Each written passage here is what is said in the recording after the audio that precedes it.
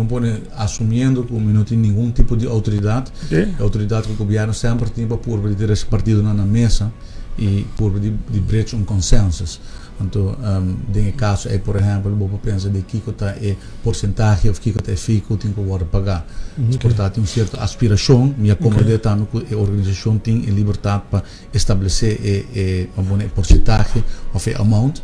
Então, sei que isso é algo que nós podemos de brecha consenso entre dois partidos. Naturalmente, para nós é importante nós compreender a posição de rádio, nós compreender a posição comercial e a Duca Pro tem argumento jurídico que está sendo completamente válido também. Mas agora estou a por de buscar consenso. So, isso tem que ser na mesa, o partido não tem que ser na mesa e o governo sempre tem rol para estimular o diálogo.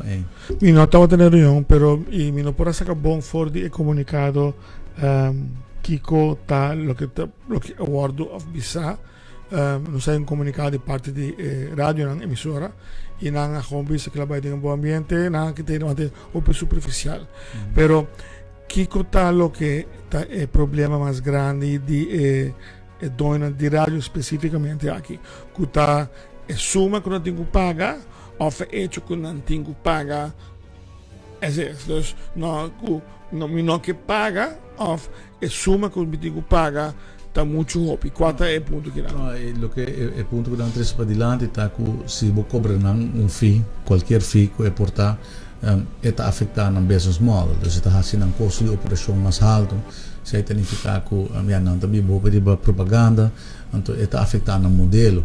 Então, para não bisa que business hobby lucrativo, então ora de repente vai aumentar o gasto, ou o gasto não está aumentar dor de saque, está trazendo um modelo de peligro, ou não tem que me quer guardar aqui que das de manhã e ora para sentar na mesa com o partido não para se consenso, se tem possibilidade para consenso. Bom, no worst case cenário nós lo que chega não consenso. Que fecha botou ainda por ir para era me quer que nós lo por dia se sai para mim com a volta para sobre ideia está per januari. Ok.